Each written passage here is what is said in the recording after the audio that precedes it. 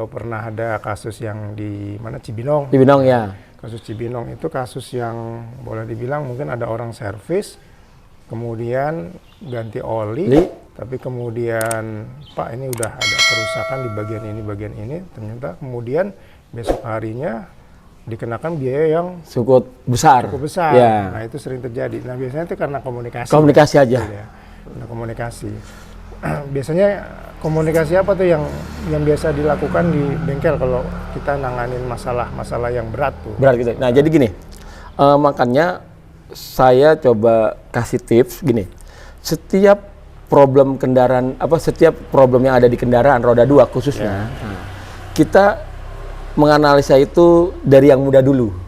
Dari yang gampang. Yang gampang dulu. Sama kayak kita ujian nih Mas Eko nih, ngisi soal nih, ya kan gitu loh, ya kan? Kenapa kita nggak kerjain 10 kali 10 dulu nih? Udah tahu nilai 100 kan gitu loh. Dibanding kita kerjakan 10 kali 1 dibagi 2 dikali lagi kan gitu, ribet. Nah, udah kayak gitu. Nah, jadi gini, setiap customer yang datang, kita dengerin dulu apa? Oke, dengerin dulu keluhannya apa, kesannya apa. Udah. Kita sebagai pelayanan publik, kebutuhan di roda 2, nah itu harusnya adalah harus memahami dulu. Saya bilang tadi, basically leadership itu perlu, ya kan? Berkomunikasi itu perlu. Kenapa? Kalau ini kebanyakan nih saya perhatikan di lapangan itu sering terjadi komunikasi tidak baik. Nah, jadi motor datang, mogok, dicek oli, ternyata udah di adjustment adalah harus turun mesin. Gitu. Harusnya kan ada track tips yang harus bisa dilakukan. Contohnya kita cek dulu olinya, kita tampung dulu. Oh ternyata di bawah limit, jadi kita harus ganti satu. Nah, terus kedua kita sarankan harus diganti oli. Mau pakai oli apa? Gitu, harga berapa? Kayak gitu. Ada beberapa varian yang ada di bengkel kayak gitu. Nah, kebanyakan kami menarikkan itu dulu. Pak, ternyata oli kosong. Jadi kita harus isi oli dulu. Di mesin nih. Di mesin. Dia bawa motor, tapi pas dicek olinya ternyata habis olinya. Habis, ya. Kita sarankan dulu, kita tawarkan dulu harganya nih, oli berapa? Misalkan MPEG 2, misalkan 60.000, udah plus pasang, kita kasih udah. Kita urut dari situ, kita cek kompresi. Kompresinya kita buka busi. Nah, sekalian di situ kita melakukan langkah cek pengapian hasil api. Nah, kalau di busi itu ternyata banyak karbon, sisa karbon itu, menggumpal, berarti kan ada oli ikut terbakar di pengapian. Nah, dari situlah kita bisa. Kita coba tip di situ adalah kita bersihkan busi dulu. Kita bersihkan dulu, kita cek apinya dengan lihat fisik warna apinya biru ataukah merah pekat atau gimana. Ada. Setelah itu kita coba lihat dengan tes kompresi dengan disela atau di starter dengan lubang busi tertutup. Ya kan, biasanya sih kompresi tinggi itu tangan pedes nih, tas gitu. Nah, kalau di situ tidak pedas ya berarti kita berlanjut dan kita ambil oli untuk memancing, untuk mengembangkan kondisi ring share gitu. Piston ring ya, share-nya gitu. Kita bikin pelumasan di lubang busi, kita coba untuk itu. Nah, ternyata dapat, apinya ada bagus. Dalam kata bagus ini besar ya, Mas Eko ya. Entah warnanya merah, entah biru kita nggak tahu. Nah, dari situ kita pasang.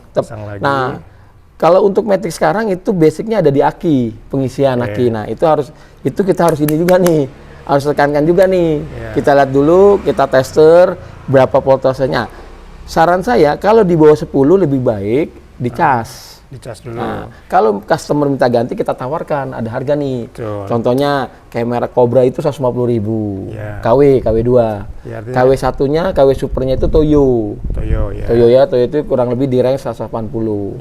Nah, ada GS Astra. Nah, GS ini hati-hati nih Mas Eko nih. Ada dua ya. Ada dua. Ada GS gede, bawahnya Goldsen. Ya kan, itu hati-hati. Nah, atau GS juga tetap asal tepat itu sablonan, itu hati-hati. Jadi harus dicermati juga nih buat konsumen nih. Tips-tips kayak gitu. Nah, jadi itu. Nah, kalau untuk pakai GS dengan tipe aki ini ada tipe-tipenya ya. Nah, jadi kalau untuk GTZ 5S itu kalau nggak salah di range 240.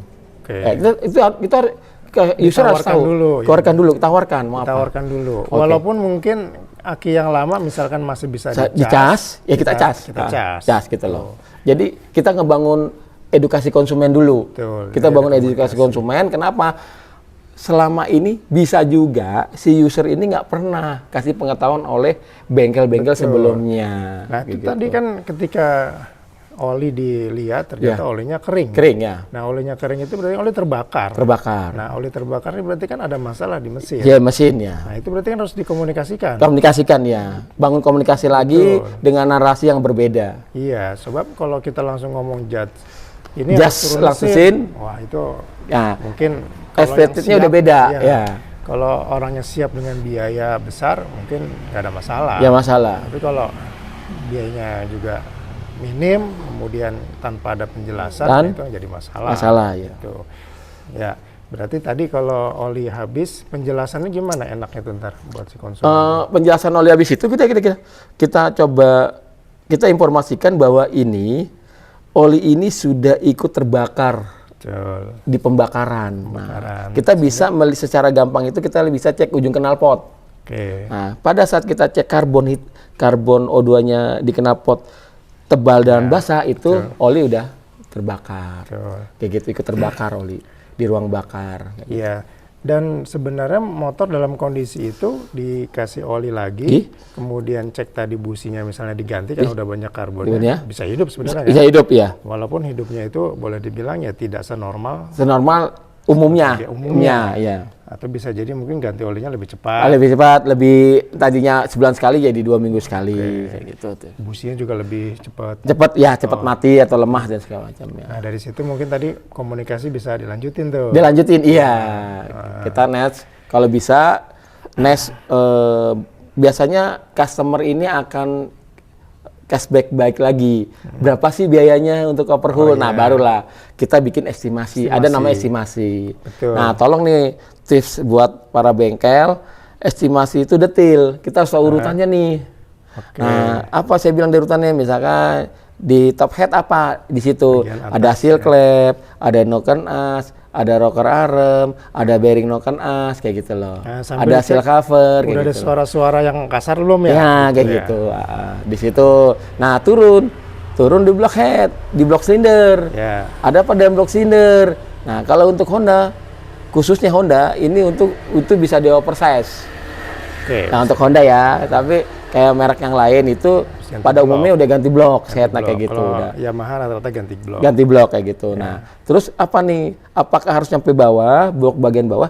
Kita jabarkan. Di bawah itu ada apa? Ada bearing as kanan kiri, ada setang seher, kan gitu itu loh. dia. Ya memang masuk akal ketika sudah diestimasi, itu biayanya memang cukup tinggi. Iya. Tapi kan kembali lagi tadi dengan komunikasi yang tadi dibangun, maka dia nggak akan kaget. Iya. Apalagi kalau kita bilang kadang bahwa bisa ada waktu nih buat nabung dulu. Ya, akselerasi ada. Nah, misalkan dalam waktu 2-3 bulan ke depannya. Bahwa bisa nabung dulu. Nah, itu mungkin ya, itu pelajaran yang bagus mungkin tuh ketika ada bengkel yang langsung menjudge motornya, ponis langsung overhaul. Memang turun mesin itu bisa 3 juta. 3 juta ya, 3 juta lebih. Bisa jadi. Gitu. Tapi dengan dibangun komunikasi kasih itu, tadi, maka sesuai urutannya, sesuai item-itemnya, saya yakin customer akan tertarik dengan lifestyle cara kita berbicara. Nah, dan juga gini Mas Eko, dibiasakan itu kita oret-oretan. Coret-coretan kasarnya lah. Nah, ini harga berapa itu. Tapi itemnya harus berurut. Kenapa? Kalau narasi kita dari bawah ke atas itu akan berbeda pemikirannya. Pasti akan nongol angka yang gede. Nah, kalau saya misalkan dari seal cover, ya kan hanya 30.000, ya kan kayak gitu. Ya kan, seal cover 20.000, seal cap cuma 20.000 kan gitu. Ben pun ending di belakangnya ternyata agak setang seri 200, nggak masalah kan gitu. Tapi diurut item itu strategi marketing, itu adalah strategi komunikasi terhadap konsumen kayak gitu. Nah, jadi gini Mas Eko. Nah, kebanyakan umumnya itu rata-rata global, gamblang aja adalah 3 juta estimasi kasar. Betul. Itemnya apa kan gitu. Itemnya apa nggak ada. Kita ujuk-ujuk. Nah, kalau gini Mas Eko, kalau di bengkel saya bikin estimasi 2. Genuine part dengan KW. Oh gitu. Jadi kan ada selisih harga. Jadi misalkan genuine part misalkan taruhlah 4 juta. Ternyata pakai KW 3 juta. Itu ada selisih. Buat kembalikannya ke user. Nah, hanya yang membedakan adalah kalau kita pakai KW, kita tidak memberikan garansi. Hanya garansi spare part tidak ada. Hanya pekerjaan aja. Nah, kalau yang genuine part, kami selalu memberikan jaminan kerja dengan jaminan part. Kayak gitu. Full. Nah, biasanya kami 500 kilo sampai 30 hari. Gitu. Iya, nah itu juga penting tuh. Jadi setelah di bengkel kita lakukan proses perbaikan, ada yang namanya garansi. Garansi ya. Ya, biasanya kalau cuman sekedar tune up ataupun CVT, misalkan itu garansi paling 1 minggu. 1 minggu ya. Tapi kalau udah turun mesin, overhaul, itu biasanya kita lakukan perawatan tuh, dia harus kembali lagi dalam waktu tetap aja ya. Turunnya 2 minggu misalkan balik lagi, biar lihat ada kebocoran atau apa gitu ya. Kemudian ada kendala-kendala apa enggak gitu. Dan juga diberitahu biasanya kalau sampai turun mesin itu kan piston dengan ringan masih baru ya. Masih baru ya. Jadi butuh penyesuaian. Atau pendudukannya gitu. Baru penyesuaian. Ya kecepatannya enggak sampai kecepatan tinggi dulu. Nah, saya biasa gini, kalau biasanya ke customer saya, misalkan estimasi genuine part 4 juta. 4 juta ya. Itu saya urut A sampai Z itemnya. Nah, pada saat melakukan pembongkaran, nah di bengkel kami itu detail, Mas Eko. Detailnya kenapa? Saya bersihkan dulu totalitas, tidak setengah-setengah, dari blok atas, tengah, bawah, sampai CPT. Bersihin dulu. Bersihin semua total. Itu makan, kalau untuk matic itu kurang lebih 2 hari untuk pembersihan. Nah, pada saat 2 hari, misalkan 2 hari, itu saya akan fotokan part-part yang rusak.